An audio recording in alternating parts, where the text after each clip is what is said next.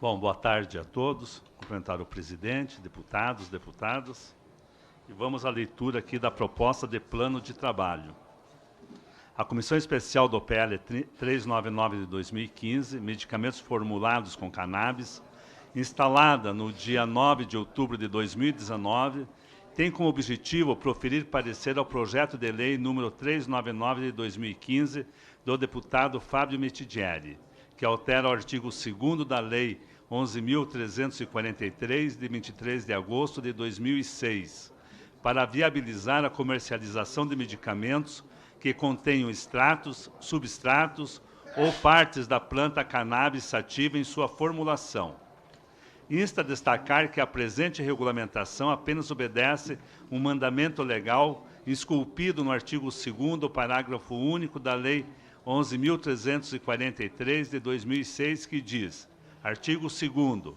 Ficam proibidas em todo o território nacional as drogas, bem como o plantio, a cultura, a colheita e a exploração de vegetais e substratos dos quais possam ser extraídos ou produzidas drogas, ressalvadas a hipótese de autorização legal ou regulamentar, bem como o que estabelece a Convenção de Viena das Nações Unidas sobre Substâncias Psicotrópicas de 1971, a respeito de plantas de uso estritamente ritualístico-religioso.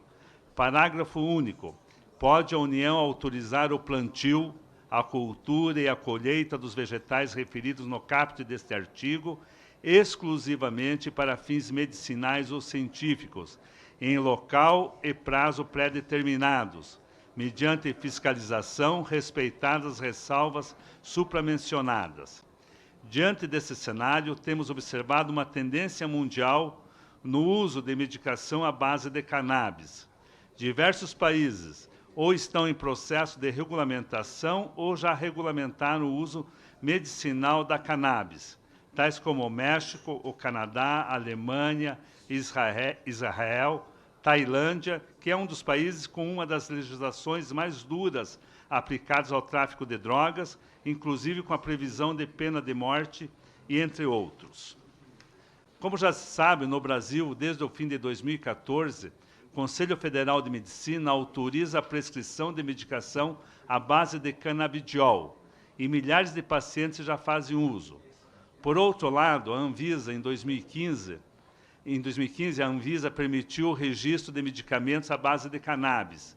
Entretanto, o único disponível para comercialização, o Mevatil, indicado para tratar de espasmos causados pela esclerose múltipla, tem um alto custo por paciente e, infelizmente, nem todas as famílias têm acesso. Como já se sabe, no Brasil, desde o fim de 2014, o Conselho Federal de Medicina autoriza a prescrição de medicação à base de canabidiol, e milhares de pacientes já fazem uso.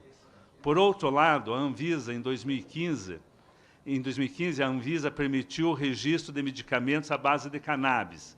Entretanto, o único disponível para comercialização, o Mevatil, indicado para tratar de espasmos causados pela esclerose múltipla, tem um alto custo por paciente e, infelizmente, nem todas as famílias têm acesso. Hoje, a Anvisa tem um protocolo que deve ser seguido para a importação de medicamentos à base de cannabis.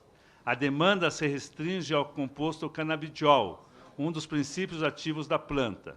A agência tem cadastrado desde 2015 7.786 pacientes e 12.918 pedidos de importação. Ano a ano, a agência registra aumento no número de novos pedidos, o que demonstra que o interesse e a prescrição desses medicamentos também estão em alta. A agência estima que cerca de 13 milhões de pessoas sofram de alguma enfermidade para a qual medicamentos formulados com cannabis são indicados. O estudo realizado pelo mundo já revelaram que a cannabis é composta por mais de 500 moléculas, denominadas fitocannabinoides. Entre as centenas de substâncias encontradas no vegetal, as que mais se destacam por suas propriedades terapêuticas são o CBD, que é o canabidiol, e o THC, que é o tetrahidrocannabinol. As pesquisas ainda demonstraram que canabinoides causam menos efeitos colaterais que os medicamentos derivados do ópio. por interagirem com os receptores endocannabinoides produzidos pelo organismo. O organismo humano possui um sistema endocannabinoide que está presente no sistema nervoso central e periférico. Esse sistema produz canabinoides endógenos e pode ser regulado com canabinoides exógenos, como é o caso dos medicamentos à base de CBD e THC. O CBD é antagonista ao THC. Isso quer dizer que, ainda que em pequenas quantidades, quando combinados, o CBD reduz e controla os efeitos psicoativos do THC. Ocorre que a maioria dos produtos à base de cannabis são importados e custam muito caro. Então, muitos pacientes buscam na justiça o direito de ter o tratamento pago pela União. A judicialização da saúde já é um problema no orçamento do SUS. E a importação de cannabis está aumentando essa despesa, que seria muito menor se houvesse uma produção nacional. Veja 2 exemplos do alto custo. Em 2015, a catarinense Amanda Dallagnol, de 20 anos, ganhou na justiça o custeio do tratamento para epilepsia refratária. O tratamento da jovem com óleo de cannabis importado custa ao Estado cerca de 12 mil por mês. Um outro exemplo, em 2016, a Justiça Federal obrigou a União a pagar o medicamento da paulista Júlia Machado, que tem 29 anos, sofre com as convulsões decorrentes da epilepsia. E o Estado gasta em torno de 10 mil reais por mês com óleo de cannabis importados. Daí, proposta do plano de trabalho. Aqui tem uma evolução, uma tabela com uma evolução do número de pacientes e das solicitações. E vamos para a proposta do plano de trabalho. Diante de todo o exposto, a nossa ideia é trabalhar a regulamentação dos medicamentos formulados com cannabis, de uma forma mais ampla do que consta no texto original apresentado no PL 399 de 2015, de autoria do ilustre colega deputado Fábio Mitidieri. Em que pese a formidável e nobre iniciativa do citado parlamentar, entendemos que, para além da comercialização dos referidos fármacos, temos a oportunidade de tratar de outras questões tão sensíveis e importantes quanto a proposta principal. Nesse sentido, para facilitar a operacionalização dos trabalhos, propôs-se a adoção dos seguintes eixos temáticos: regras para cultivo, regras para pesquisa, regras para a produção e regras para a comercialização.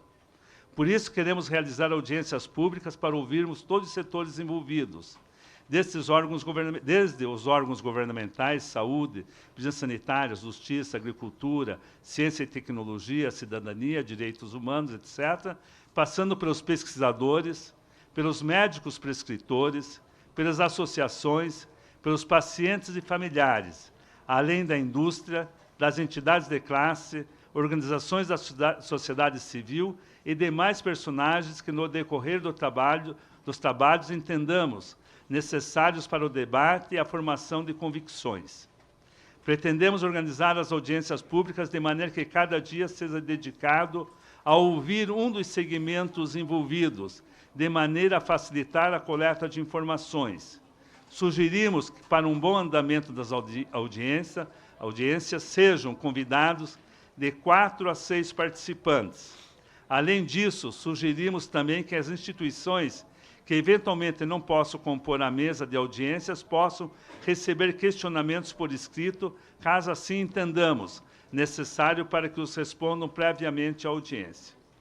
Para tanto, sugerimos a realização de audiências públicas com os seguintes convidados, sem prejuízo de outros que sejam aprovados em requerimentos: representante da Anvisa, representante do Ministério da Saúde, do Ministério da Justiça, do Ministério da Cidadania, do Ministério da Agricultura, representante da Organização Pan-Americana de Saúde, OPAS e Organização Mundial da Saúde,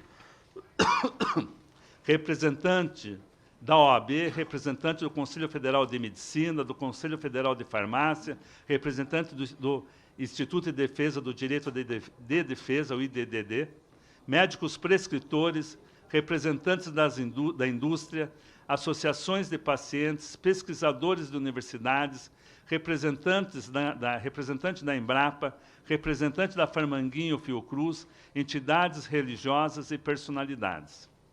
Ademais, como medida de otimizar os trabalhos da comissão, bem como aumentar o volume de informações disponíveis para o nosso parecer, sugerimos a realização de eventos nos estados sob a forma de seminários, cujas as orientações para as suas realizações estarão dispostas em outro documento.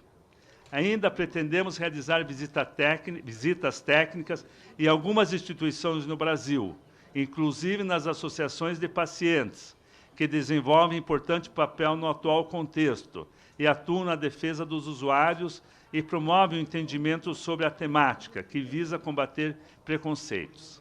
Além disso, sugerimos a visita a países que já possuem sua própria regulamentação, tais como Israel, Colômbia, Uruguai, Canadá, Suíça e Estados Unidos, com o intuito de conhecermos melhor todos os atores desse processo.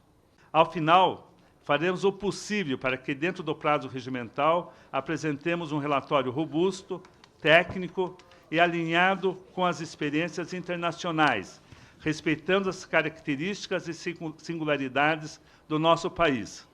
Temos por missão incentivar o desenvolvimento da ciência e da tecnologia nacional, a fim de que, em breve, possamos oferecer produtos de qualidade e menor custo à nossa população. Para isso, pretendemos exigir o cumprimento de boas práticas agrícolas, bem como um autocontrole da qualidade dos produtos produzidos. Por fim, quero agradecer a confiança depositada em mim e afirmar que recebo essa incumbência com humildade, mas com muita honra, e espero, a termo, contribuir significativamente e de maneira positiva na vida das pessoas que esperam ansiosas por essas respostas.